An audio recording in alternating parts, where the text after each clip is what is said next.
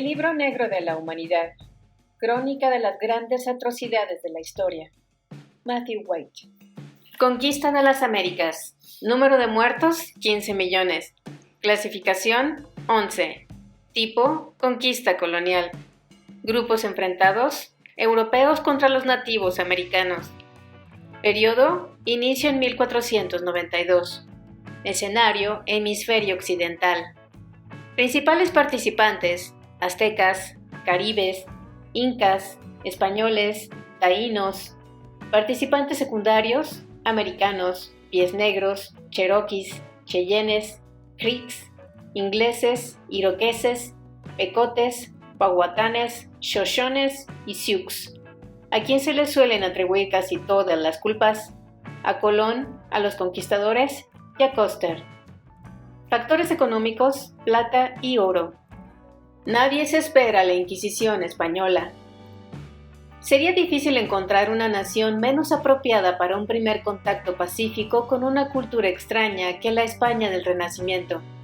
Durante más de 700 años, esta península estuvo desgarrada entre las culturas cristiana y musulmana, ejércitos europeos y africanos, en un caleidoscopio de embravecidos reinos, ducados y emiratos. España ni siquiera existía como nación hasta que dos reinos se fusionaron mediante el matrimonio de sus monarcas en 1469. En España, la mentalidad del cruzado estaba viva y raramente se capturaban prisioneros. Granada, el último baluarte musulmán de la península, no cayó en manos de los conquistadores cristianos hasta 1492, el mismo año en que España expulsó a los judíos. En aquella época, la Inquisición española se había fundado para asegurarse de que no hubiera infieles ocultos, burlándose de la gente decente tras la máscara de la devoción. Los herejes fueron torturados y quemados a miles. El mar Mediterráneo fue el campo de batalla entre las flotas cristianas y musulmanas, de modo que los marineros europeos empezaron a explorar el Atlántico con la esperanza de evitar a los odiados sarracenos y entrar en contacto con las riquezas de Oriente. Los portugueses tomaron la ruta más obvia y bordearon la costa de África, mientras que los españoles apostaron por la ruta directa, atravesando el océano en dirección al otro lado del globo. Cristóbal Colón imaginó, planificó y dirigió la expedición de 1492, que probablemente habría desaparecido en el ancho e interminable océano si hubiera estado en lo cierto y la siguiente parada hubiese sido Asia. Pero la suerte no lo quiso así. Las islas alejadas de la costa de dos continentes completamente insospechados le brindaron refugio antes de que se quedase sin provisiones. Pensó que era Asia, pero al cabo de una década más o menos, posteriores exploradores demostraron que era un mundo completamente nuevo, esperando a Colón. En uno de los grandes contrastes de la historia, el pueblo que dio la bienvenida a Colón, los taíno o Arauk, en las Bahamas, era uno de los más amables jamás registrado. En palabras del propio Colón, ni llevan ni saben nada de armas, porque les enseñé espadas y las cogieron por la hoja y se cortaron por ignorancia. Son un pueblo afectuoso, sin codicia y aptos para cualquier cosa. No hay mejor tierra ni mejor pueblo. Aman a sus vecinos como a sí mismos y su lengua es la más dulce y amable del mundo, y siempre sonríen. Naturalmente, lo primero que hizo Colón fue apoderarse de ellos para saquearlos. Serían magníficos sirvientes, se anotó. Con 50 hombres pueden ser sometidos y obligados a hacer lo que se quiera con ellos. A continuación se dirigió hacia el sur, adentrándose en las Indias occidentales, preguntando por cualquier trozo de oro que pudiera encontrar a su alrededor. Exploró las islas más grandes, Cuba y la Española, y no halló nada de valor para robar salvo a los nativos. Siempre al acecho de la oportunidad, observó: desde aquí, en nombre de la Santa Trinidad, podemos enviar a todos los esclavos que puedan ser vendidos. Para demostrar su argumento, secuestró a unos pocos nativos para llevárselos a España como muestra. A continuación, dejó un pequeño asentamiento en la Española y zarpó de vuelta a España con aquellas maravillosas noticias. La serpiente en el paraíso. Dediquemos un momento para apreciar el magnífico botín que se extendía ante los ojos de los españoles, a punto para cogerlo, empezando por el artículo más importante para un marinero que acababa de pasar 2 meses en el océano. Las mujeres, informó Colón, estaban desnudas como el día en que nacieron, sin más vergüenza que los animales. Una vez contemplado esto, observemos que los nativos casi no tenían metales, no tenían ni latón, ni hojalata, ni acero, ni hierro, ni bronce, es decir, ningún metal a excepción de oro y plata, que eran blandos y relucientes y fáciles de trabajar.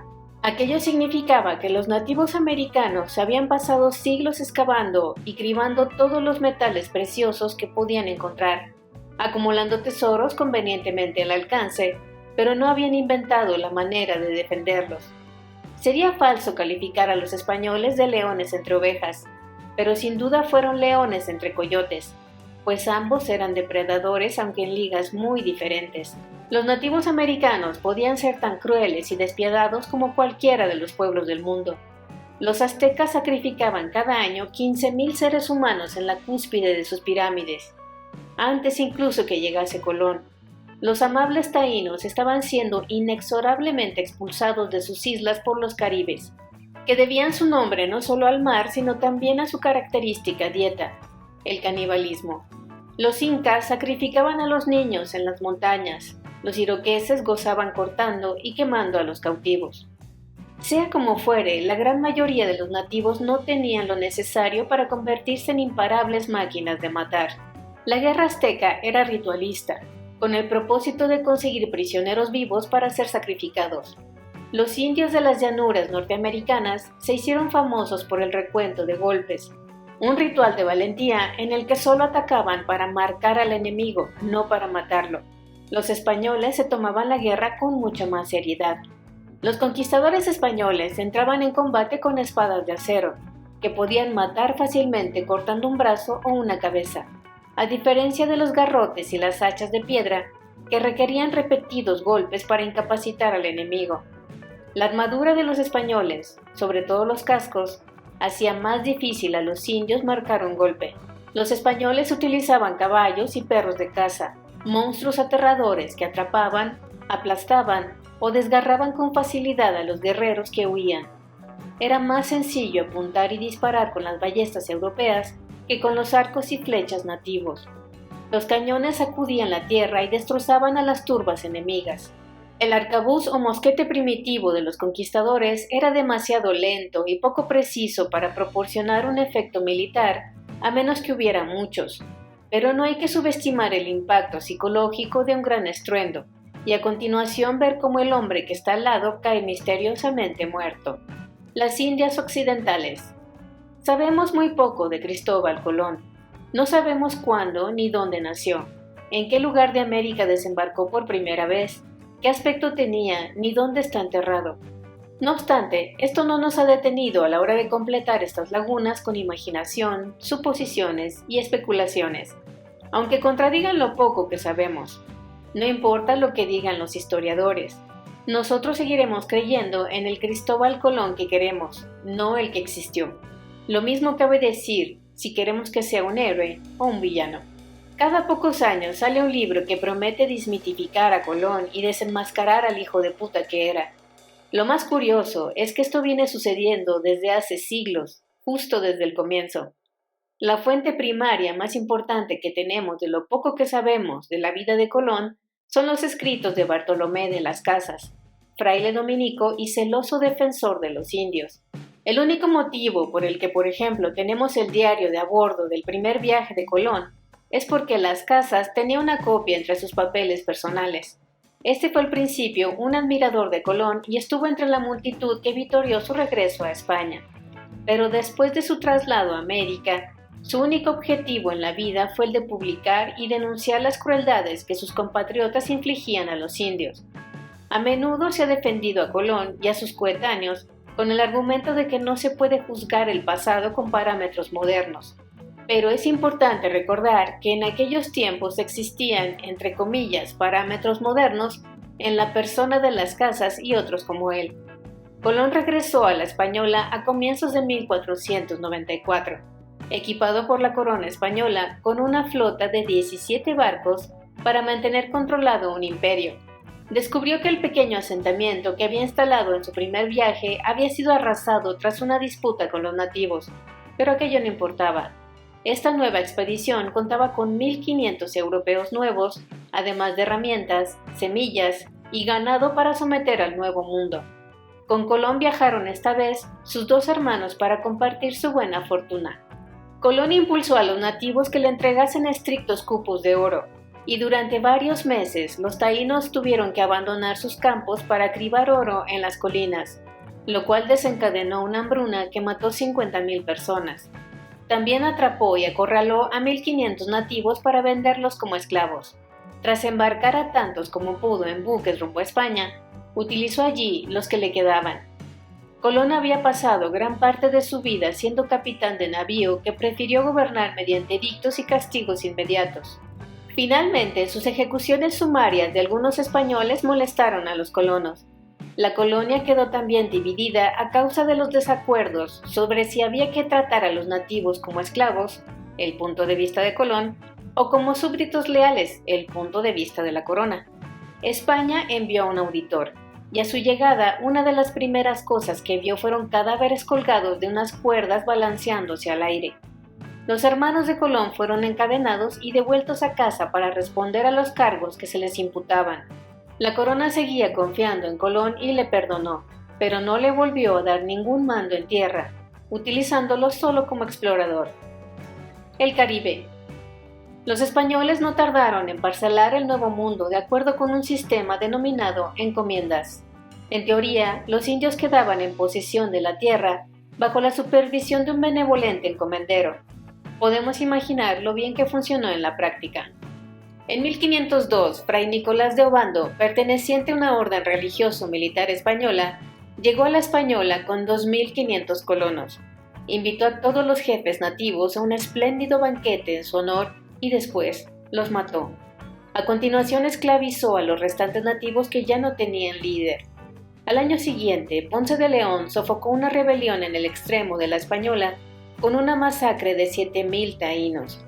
A medida que los españoles se fueron extendiendo por toda la isla, la población registrada en la Española cayó rápidamente de 60.000 en 1509 a 11.000 en 1518. Como los nativos morían a causa del sobreesfuerzo, de enfermedades desconocidas y de la estricta disciplina, los españoles empezaron a realizar incursiones a las islas vecinas en busca de mano de obra nueva. Cuando también estas islas se quedaban sin población, recolectaban esclavos en la siguiente isla, y después a la siguiente hasta convertir en esclavos o matar a todos los indios de las Indias occidentales. Aquella brutalidad no pasó desapercibida ni sin oposición. Ya en 1511, un fraile dominico de las colonias españolas, Antonio de Montesinos, proclamaba desesperadamente que los indios habían de ser tratados con decencia. Centroamérica. Durante varios años los navegantes habían estado dándose de bruces constantemente con una gran masa de tierra al suroeste de las Indias, con ríos tan caudalosos que sin duda debían estar desaguando un continente entero. Un primer invento de colonizar aquella región fue desestimado tan pronto como los españoles vieron la selva y sus amenazadores nativos. A bordo de la expedición iba Vasco de Balboa, que decidió asentarse en la Española, donde no le fue muy bien como propietario de una plantación. En 1508, cuando otra fuerza española más numerosa partió a la conquista del continente occidental, Balboa viajó de polizón entre las provisiones de la expedición para escapar de sus acreedores. A pesar de que la primera reacción del jefe de la expedición fue la de descargar al infractor en la siguiente isla, Balboa lo convenció de que en su anterior experiencia en el continente podía ser de utilidad. Esta expedición desembarcó en Panamá, fundó una ciudad, mató a algunos nativos y comenzó a merodear por los alrededores apoderándose del oro que encontraba. Cuando el líder de la expedición empezó a grabar el oro de los colonos, Balboa dirigió un motín que le colocó al mando. Pronto llegó un nuevo gobernador procedente de la Española para hacerse cargo de la colonia, pero Balboa lo apresó y lo empujó mar adentro en un bote agujereado. Nunca más se volvió a saber de él. Mientras exploraba tierra adentro, trocando o robando adornos de oro y joyas a los nativos, Balboa oyó historias sobre otro océano más allá del continente y se aprestó a explorar si aquel podría ser un nuevo paso para llegar a Asia. Se abrió camino a hachazos. combatiendo a una tribu tras otra y despojándolas del oro y perlas que poseían. Cuando vio que los hombres de una tribu se vestían de mujer, hizo que sus perros los atacasen y los despedazasen. Finalmente, en 1513, llegó al Océano Pacífico, siendo el primer europeo que lo contemplaba desde aquel lado. Fue el cenit de su carrera. Un nuevo gobernador, Pedrarias, sustituyó y decapitó a Balboa. Este hombre se reveló todavía más cruel que Balboa, aniquilando a casi todos los nativos del lugar en su ansiosa búsqueda del oro. México. Varias expediciones a México, tanto planificadas como accidentales, habían fracasado ante la hostilidad de los nativos, pero el gobernador Velázquez de Cuba estaba dispuesto a intentarlo de nuevo. En 1519 pidió a Hernán Cortés, uno de los colonos más adinerados de Cuba, que investigase las historias de aquella misteriosa tierra que se extendía al oeste. Cortés tenía que entrar en contacto, organizar el comercio e informar, pero a medida que avanzaban los preparativos, Velázquez se percató de que Cortés estaba demasiado entusiasmado con aquella misión, equipando una expedición mucho más numerosa y mejor armada que la que Velázquez había previsto. Finalmente, el gobernador se dio cuenta de que el primer hombre que llegase a México tendría tierra virgen para saquear, y él le había entregado aquella oportunidad a un rival que no era digno de confianza. En el último minuto trató de anular su permiso a la expedición, pero el cuñado de Cortés hizo detener y matar al mensajero de Velázquez, haciendo posible su huida. Ahora, técnicamente amotinado contra la autoridad legal, Cortés no tenía más remedio que seguir adelante. Poco después de desembarcar en Yucatán, los españoles encontraron a un compatriota varado allí a causa de una fracasada expedición anterior, que sabía cómo rodear el país y también hablaba la lengua local de los mayas. Condujo a Cortés hacia el norte, hacia el imperio azteca. Cuando navegaban a lo largo de la costa, un pueblo nativo dio la bienvenida a Cortés y le ofreció varias mujeres para que hiciera lo que quisiese. Una de ellas, Malinche, resultó ser especialmente útil. Hablaba maya y náhuatl, la lengua azteca, y después aprendió español. Pero lo más importante es que tras ser vendida como esclava por su padrastro y pasar por varias manos, no era especialmente leal a su pueblo. Todos los relatos la describen como una mujer hermosa e inteligente que estaba siempre junto a Cortés en todas las reuniones, susurrándole consejos al oído. Finalmente, dio a luz a un hijo de Cortés y desapareció en la historia. Los españoles desembarcaron en Veracruz y emprendieron el camino a pie. Durante la marcha tierra adentro, Cortés y sus 500 soldados derrotaron a los ejércitos unidos de los tlaxcaltecas, los enemigos mortales de los aztecas. Impresionados por el poderío de los españoles, los tlaxcaltecas se pasaron rápidamente al bando vencedor y recibieron a Cortés en calidad de aliado. En octubre de 1519, Cortés reanudó la marcha, ahora reforzado con 3,000 tlaxcaltecas. Atacó Cholula, la ciudad sagrada de los aztecas, mató a 3,000 ciudadanos y quemó la ciudad. Finalmente, avanzó por una amplia calzada hasta la capital azteca Tenochtitlán, una espléndida ciudad de pirámides, estanques con peces y jardines a lo largo de canales que se entrecruzaban, construida sobre islas en el centro de un lago. Por todas partes se veían chucherías, brazaletes y adornos de oro. Aunque nadie sabe en realidad cuánta gente vivía allí, todos los historiadores coinciden en que Tenochtitlán era más grande que cualquier otra ciudad europea grande en aquella época, a excepción de Constantinopla. Tras su primer encuentro, el emperador azteca Moctezuma invitó a Cortés a permanecer como huésped de honor en su palacio, pero al cabo de unas semanas, Cortés empezó a limitar y controlar al emperador, haciendo de Moctezuma una marioneta encarcelada. Entonces llegó la noticia de que otra fuerza española había desembarcado en la costa con órdenes de Velázquez de controlar a Cortés. Este retrocedió a toda prisa y derrotó en batalla a los recién llegados, pero sus historias de la gran ciudad de oro convencieron a los supervivientes y se unieron a él. Entretanto, la guarnición que había dejado Cortés en Tenochtitlán había interrumpido una fiesta religiosa. Ya era para matar y robar a los aztecas ricos, según reza la historia de los nativos, o para evitar un sacrificio humano, según reza la historia de los españoles. A su regreso encontró que los aztecas se habían alzado en rebelión y que habían sitiado a sus compatriotas, que morían de inanición en palacio. Cortés llevó a rastras a Moctezuma a un balcón para que apelase a la calma, pero el emperador fue apedreado y muerto. A continuación, Cortés fue expulsado de la ciudad en una lucha sin cuartel. La mayoría de los españoles fueron capturados y sacrificados mientras se retiraban. Sus camaradas huidos pudieron oír durante toda la noche sus alaridos mientras los sacerdotes los abrían en canal. Mientras los demás españoles se recuperaban entre los tlaxcaltecas, un enemigo invisible destruyó por ellos a los aztecas. La viruela es una enfermedad del viejo mundo que deja a los supervivientes llenos de cicatrices, pero inmunes a posteriores infecciones. A lo largo de generaciones, los europeos fueron heredando de estos supervivientes la resistencia de la enfermedad, y en el siglo XVI, la viruela era una enfermedad infantil en Europa.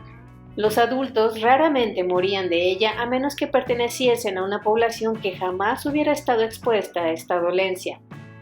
Ahora, esta enfermedad y otras como el sarampión, la gripe y la tuberculosis estaban aniquilando las propensas poblaciones del hemisferio occidental. La epidemia que azotó a los aztecas mató a su nuevo rey y a muchos miles de personas más. Los españoles construyeron una flota de barcas transportables y regresaron a Tenochtitlán con 80,000 aliados tlaxcaltecas. La fuerza invasora de Cortés atacó atravesando los estanques y canales de la ciudad y combatiendo contra una férrea defensa casa por casa. Cortés se abrió paso erradicando toda resistencia y desmantelando la ciudad a medida que avanzaba. Unos 200,000 aztecas murieron tratando de salvar la ciudad. Cuando todo hubo terminado, los canales estaban atascados por los cuerpos y Cortés había exterminado una importante civilización, pero se había hecho más rico de lo imaginable. Perú. El imperio inca, que se extendía a lo largo de la cordillera sudamericana, era la entidad política nativa más avanzada de las Américas. Tan largo como ancho son los Estados Unidos, el Perú de los incas era una tierra de llamas y alpacas, de fortalezas de piedra y granjas de cultivos en bancales en las laderas. Durante las primeras décadas en el Nuevo Mundo, los españoles ni siquiera sabían que estaba allí antes de Francisco Pizarro, un antiguo socio analfabeto de Balboa. Navegó hacia el sur desde Panamá para explorar la costa de Sudamérica bañada por el Pacífico. Al tropezarse con una embarcación comercial nativa, se apoderó de unos cuantos indios que le sirvieron de guías y traductores. Enseguida puso rumbo hacia el puerto de Tumbes, donde fue recibido con hospitalidad. Se enteró de que el inmenso imperio inca se extendía a lo largo de toda la costa. Pero lo más importante es que Pizarro se percató de lo ricos y vulnerables que eran aquellos pueblos. Tras una agradable visita, los europeos se despidieron de sus anfitriones y la carrera dio comienzo. El gobernador de la ciudad envió mensajeros al rey inca con la noticia de la llegada de forasteros, mientras Pizarro regresaba a España con su informe.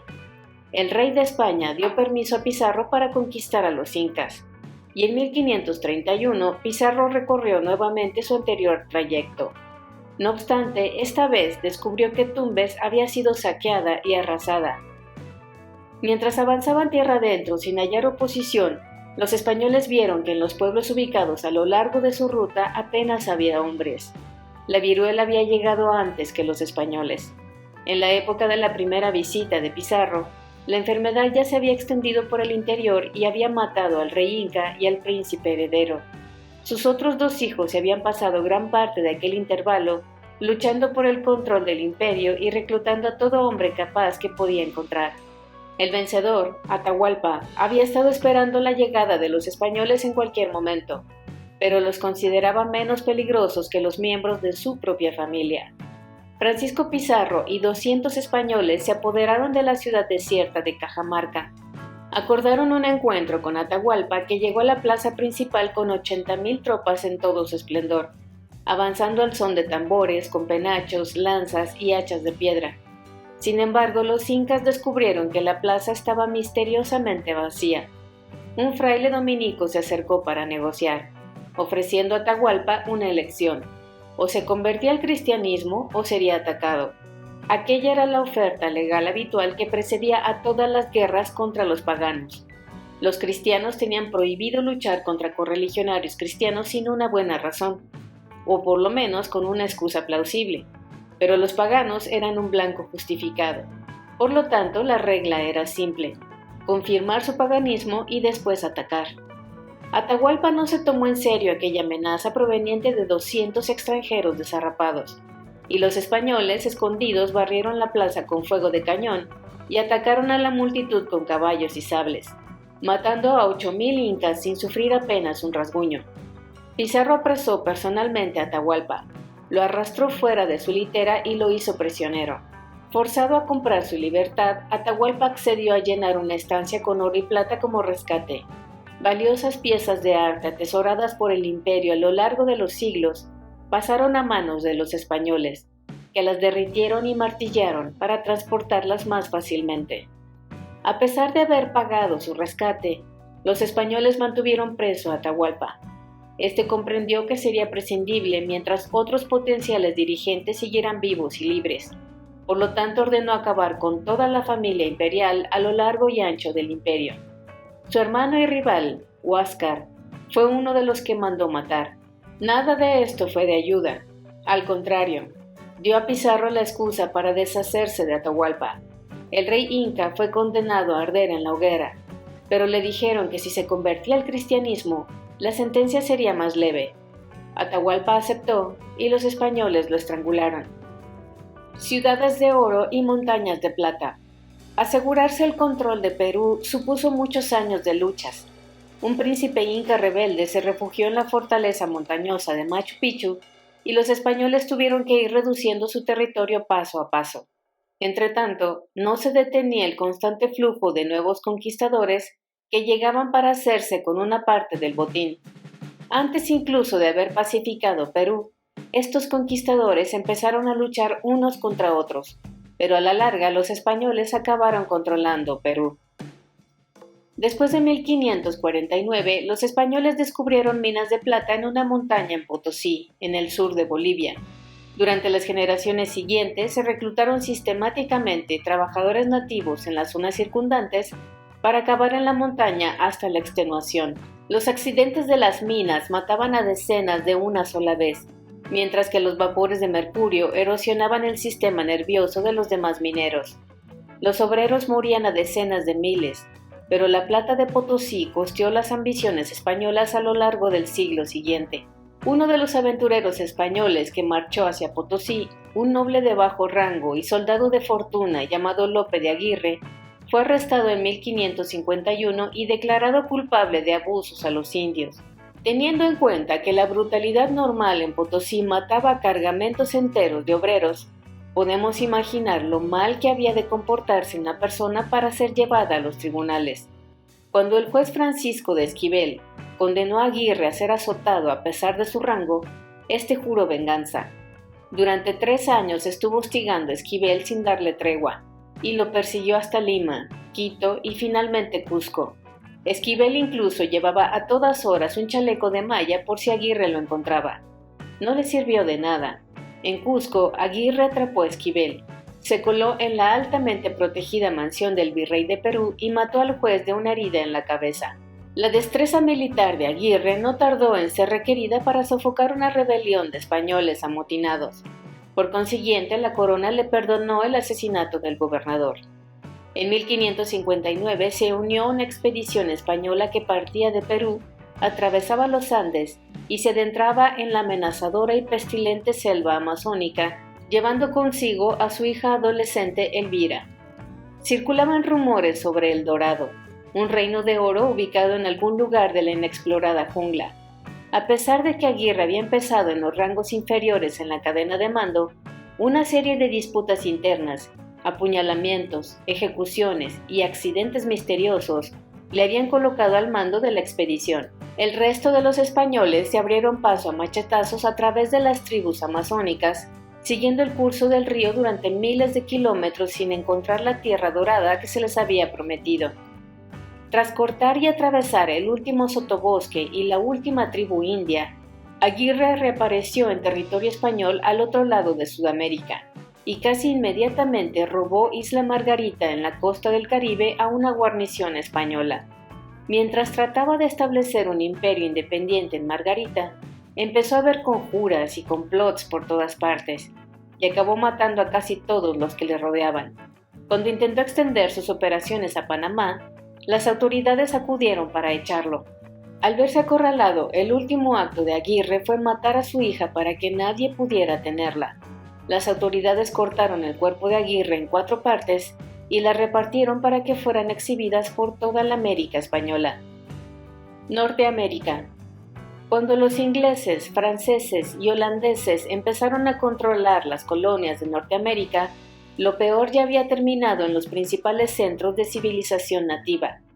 En el gran plano general, los siglos de continuadas guerras entre los indios norteamericanos y los angloamericanos pasan a un segundo término en cuanto a la devastación que se llevó a cabo en las densamente pobladas tierras mesoamericanas, andinas y caribeñas. Sea como sea, los Estados Unidos es el actual estado hegemónico del mundo, y la erradicación de los nativos americanos se considera generalmente el mayor pecado nacional de América. Por consiguiente, la gente discute más sobre Rodilla Herida, Wounded Knee, que sobre Atahualpa. Un rápido repaso de los 16 acontecimientos más mortíferos de la frontera angloamericana debería servir de muestra sobre quién hizo qué, a quién. 22 de marzo de 1622. Los powhatanes mataron a 347 colonos ingleses, hombres, mujeres y niños, un tercio de la población de la colonia de Virginia, con ataques coordinados arriba y abajo del río James. 1623. Tras negociar un tratado de paz con la tribu rebelde de los Chixquiac en el río Potomac, los ingleses sacaron vino para brindar por el fin de las hostilidades. Estaba envenenado y 200 líderes Chixquiac cayeron muertos. Los ingleses aniquilaron a los supervivientes. 26 de mayo de 1637. La milicia de Connecticut rodeó un poblado pecote en el río Mystic, prendiendo fuego a las casas y quemando a los habitantes atrapados. Unos 600 pecotes, en su mayoría mujeres y niños, murieron presa de las llamas o de un disparo cuando trataban de escapar. 1675-1676. La guerra del rey Felipe. Siguiendo la acostumbrada pauta de la guerra en la frontera, una matanza conducía a 3 matanzas, que a su vez conducían a un ataque general, hasta que todo el mundo mataba a alguien. Fueron arrasados pueblos enteros y los cautivos despellejados, el cuero cabelludo arrancado, quemados y desmembrados por ambos bandos. Murieron 3,000 indios y 600 colonos. En la cabeza de Metacom, líder de los Wampanoag, conocido por los colonos bajo el nombre de Rey Felipe, fue exhibida sobre el palo de Plymouth durante muchos años. 8 de agosto de 1757. Viéndose rodeada por una fuerza abrumadora, la guarnición angloamericana del fuerte William Henry en Nueva York accedió a entregar el fuerte y las armas a los franceses a cambio de que se les permitiera regresar a casa sanos y salvos. A los nativos Abenaki, aliados de los franceses, no les gustaron aquellas condiciones y atacaron en campo abierto a la columna británica desarmada, matando a unos 200 de los blancos más fáciles, mujeres, niños, enfermos y heridos. Julio de 1778. Una incursión realizada por lealistas e iroqueses en el valle de Wyoming, en Pensilvania, acabó con 360 colonos. 4 de noviembre de 1791. Los indios Miami y Wabash, bajo Pequeña Tortuga, atacaron a una columna dirigida por Arthur St. Clair en el territorio noroeste, matando a 623 soldados estadounidenses y a 2 docenas de civiles seguidores del campamento. 30 de agosto de 1813. Los indios Creeks, en la facción del Palo Rojo, capturaron Fuerte Mims, en Alabama, y masacraron a 500 colonos blancos asustados y a Creeks no combatientes en la facción rival de Palo Blanco que se habían refugiado allí. 27 de marzo de 1814. Los soldados del general Andrew Jackson mataron a más de 500 guerreros Creeks en la batalla de la Curva de la Herradura, Horseshoe Bend, en Alabama. 1837-1838. Camino de lágrimas. El presidente Andrew Jackson expulsó a todos los indios que todavía vivían al este de Mississippi y los reubicó al oeste en nuevas tierras. Como los Cherokees habían estado viviendo en paz con los americanos y todavía eran numerosos y prósperos, quedaron muy afectados por esta limpieza étnica. Unos 18,000 Cherokees fueron desterrados de su tierra natal en Georgia, y como mínimo 4,000, aunque posiblemente fueran 8,000, murieron de frío, hambre, agotamiento o enfermedad antes de llegar a Oklahoma. 18 de agosto de 1862. Los Sioux Santee atacaron pequeñas granjas familiares a lo largo de la frontera de Minnesota, matando y mutilando a 400 colonos en incursiones preliminares. En total murieron unos 800 colonos, pues las luchas se prolongaron durante el mes siguiente. Como castigo, 38 indios fueron colgados en la mayor ejecución en masa de la historia americana. 29 de enero de 1863. La milicia de California mató a unos 250 aldeanos shoshones, entre ellos 90 mujeres y niños, en el río Bear de Idaho. 29 de noviembre de 1864. La milicia de Colorado atacó repentinamente al amanecer a un pacífico pueblo en Sand Creek, masacrando a 163 cheyennes. 23 de enero de 1870. El ejército de los Estados Unidos atacó a un pueblo de pies negros Piegan en Montana, matando a 173 indios, entre ellos 90 mujeres y 50 niños. 25 de junio de 1876. Batalla del Pequeño Gran Cuerno, Little Big Horn. Mientras atacaba un gran campamento indio, el 7º de caballería de Custer fue repelido, acorralado y aniquilado por los Sioux y los Cheyennes. El resultado fue de 267 soldados estadounidenses muertos. 29 de diciembre de 1890. Rodilla herida. Un grupo de Sioux Miniconjou refugiados, en su mayoría mujeres y niños, se había rendido al ejército de Estados Unidos. Mientras desarmaban a los prisioneros hubo disparos. Estalló la confusión y todo aquel que tenía un arma empezó a utilizarla, incluidos los artilleros del ejército que apuntaban a los refugiados. Cuando el humo se disipó, habían muerto 128 oficialmente o 300 extraoficialmente Sioux y 25 soldados estadounidenses. Fue el último gran acontecimiento de las guerras indias. Para aquellos que lleven las cuentas en casa, los números son los siguientes. Masacre o limpieza étnica por parte de los blancos contra los indios, 7. Masacre o limpieza étnica por parte de los indios contra los blancos, 4. Guerra o batalla en la que los indios derrotaron aplastantemente a los blancos, 3. Guerra o batalla en la que los blancos derrotaron aplastantemente a los indios, 2. Estas cifras indican que las atrocidades más descaradas superan a la guerra honesta de la proporción de 2 a 1. Obviamente estoy utilizando una definición muy flexible de guerra honesta que incluye no hacer prisioneros. A pesar de que las guerras indias norteamericanas son demasiado complicadas para ser explicadas en un breve resumen, el punto de inflexión más decisivo fue 1815. Antes de esta fecha, los indios eran una pieza más en conflictos geopolíticos más amplios entre franceses, británicos, españoles y estadounidenses. Esta particularidad proporcionaba a las tribus poderosos aliados protectores y patrocinadores. Sin embargo, a partir de 1815, todas las naciones blancas habían limado sus diferencias, y los indios se quedaron solos frente al avance de los estadounidenses. La Amazonia. La selva tropical amazónica se convirtió en el último reducto del mundo de los indios no asimilados, pero estas tribus fueron destruidas en gran medida a lo largo del siglo XX. De las 230 tribus indias originales que habían sobrevivido en Brasil en 1900, 87 estaban ya extintas en 1957. Durante el mismo periodo, la población india de Brasil descendió drásticamente de 1 millón a 200.000. La historia de cada tribu solía ser siempre la misma. Se descubría en plena selva algún recurso vital, como por ejemplo oro, petróleo, caucho o potencial hidroeléctrico, y la civilización se abalanzaba sobre los habitantes del lugar para explotarlo. Se amansaba y se despejaba la selva, junto con cualquier vida animal o india que obstruyera el camino.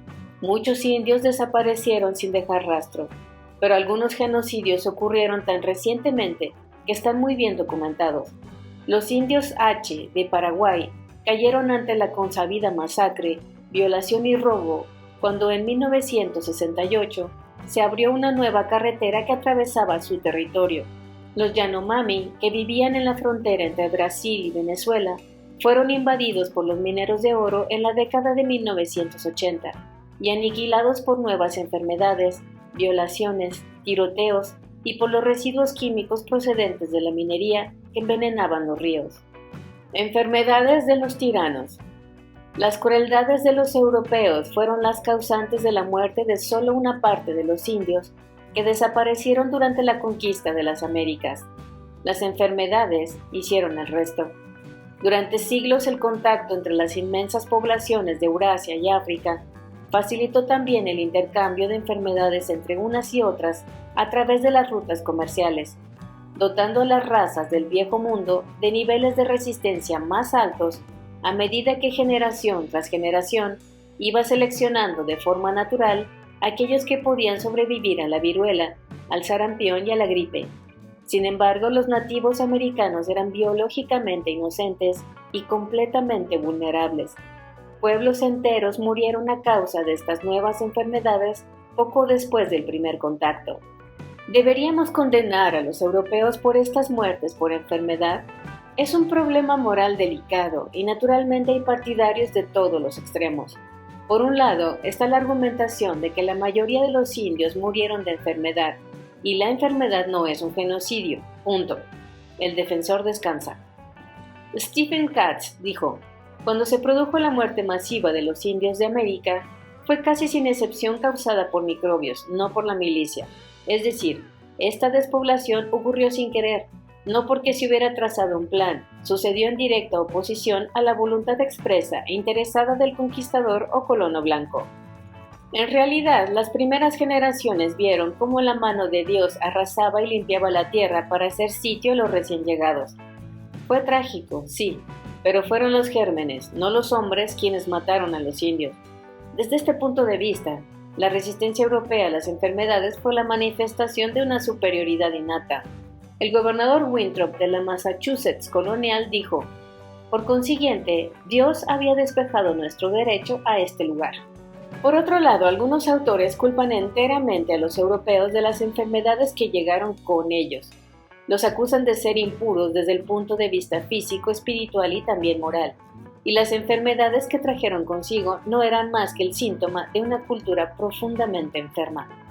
David Stannard dijo: zanjas cavadas en los bordes de los caminos, llenas de aguas hediondas, servían de letrinas públicas en las ciudades españolas del siglo XV.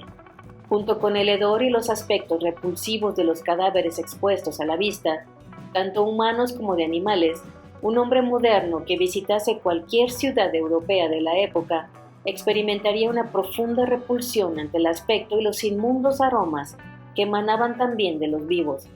La mayoría de la gente no se bañaba nunca, ni siquiera una sola vez en la vida.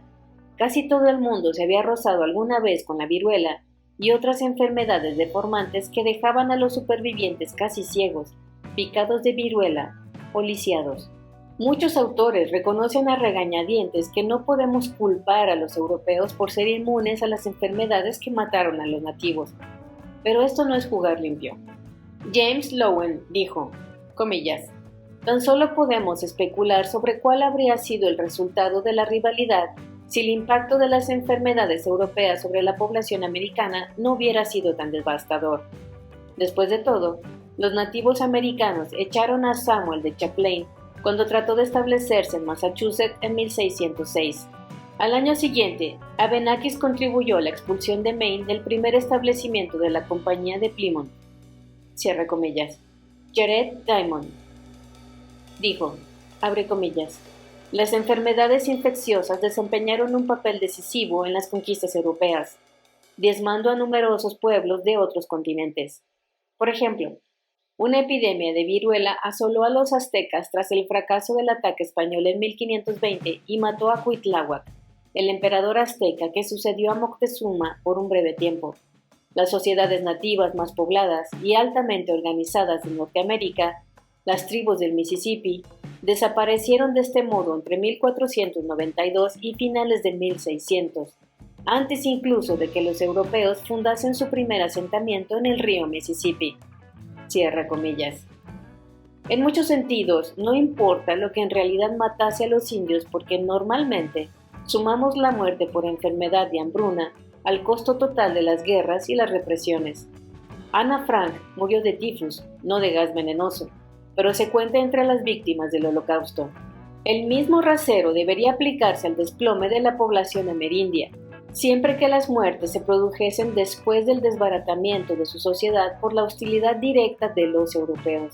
Si una tribu era esclavizada o expulsada de sus tierras, el aumento del número de muertes por enfermedad asociadas a este hecho se sumaría sin duda a la atrocidad. Sin embargo, si alguien simplemente estornudaba en su primer contacto con la tribu, no debería contar. Examinemos a los Powhatanes de Virginia.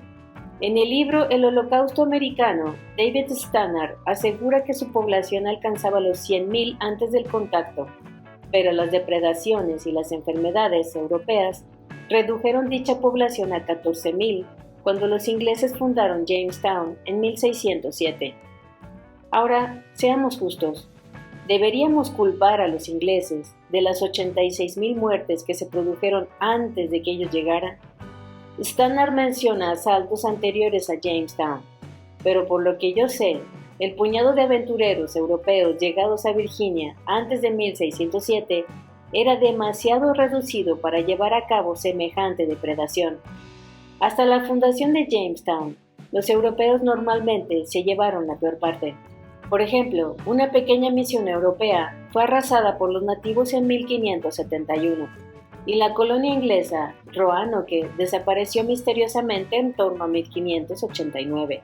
Si los europeos hubieran llegado con las más buenas intenciones y se hubieran comportado como perfectos huéspedes, o si los marinos carib hubieran sido los descubridores de Europa en lugar de ser al revés, los indios también habrían estado expuestos a enfermedades desconocidas, y la población se habría visto igualmente mermada por epidemias masivas.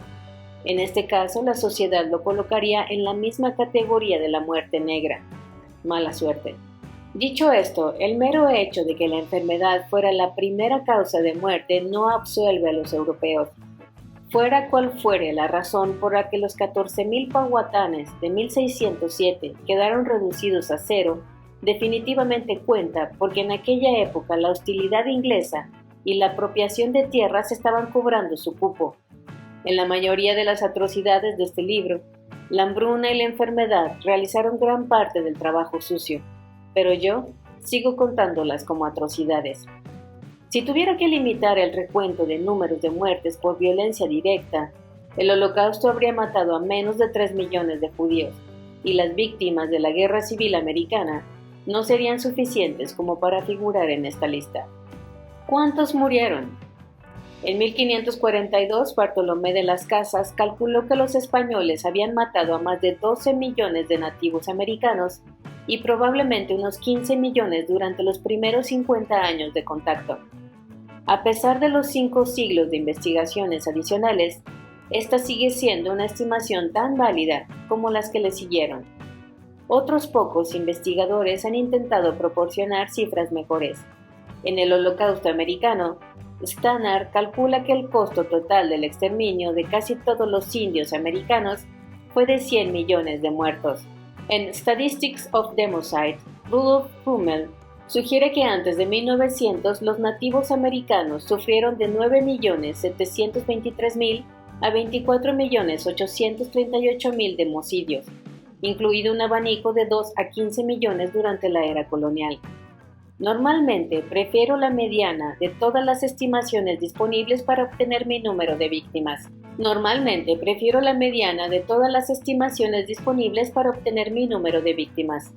Me imagino que si alinease las cifras de todos los expertos y a continuación empezase a marcar los extremos, utilizando el más alto para eliminar al más bajo, el segundo más alto contra el segundo más bajo, acabando en el centro, obtendría un número mucho más defendible que el que aparece en solitario en el extremo más alto o en el más bajo. El problema es que solamente hay 3 estimaciones fidedignas razonables, todas de ellas harto diferentes.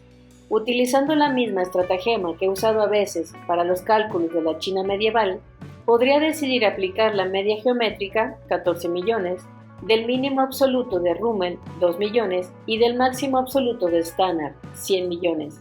¿No lo podemos hacer mejor? El quid de la cuestión es que nadie tiene ni la más remota idea de cuántos nativos americanos había antes de que llegasen los europeos y empezasen a contarlos y a matarlos. Tal como lo expresa The New York Public Library American History Desk Reference, los cálculos de la población nativa de las Américas, todos ellos sin ninguna base científica, oscilan entre 15 y 60 millones. Pero incluso esta cínica valoración es errónea, pues las estimaciones van de los 8 a los 145 millones. La mayoría de los autores toman el cálculo que más les conviene para la tesis que presentan. El número de indios es directamente proporcional a cuán destructivos quieren que sean los europeos. Por si sirve de algo, el cálculo de unos 40 millones de habitantes originales parece ser el más utilizado entre las autoridades que no tratan de llamar la atención desde una tribuna. Así pues, ¿cómo llego yo a los 15 millones que aparecen en el encabezado de este capítulo? He supuesto que el Nuevo Mundo empezó con 40 millones de personas, pero tras la llegada de los europeos, la población amerindia se desplomó y tocó fondo hasta situarse en torno a los 5 millones. El siguiente paso consiste en determinar cuántos de estos 35 millones de muertos son imputables a matanzas resultantes de la violencia y la represión, tanto directa, guerra, asesinato o ejecución, como indirecta, hambruna o enfermedad grave. Evidentemente, algunas lo fueron y otras no. No tenemos certeza alguna para poder repartir el número de muertos de manera fiable, pero por más que se juegue con las cifras, no consigo rebajar los genocidios graves a menos de 10 millones, ni tampoco elevarlos a más de 20 millones. He dividido la diferencia.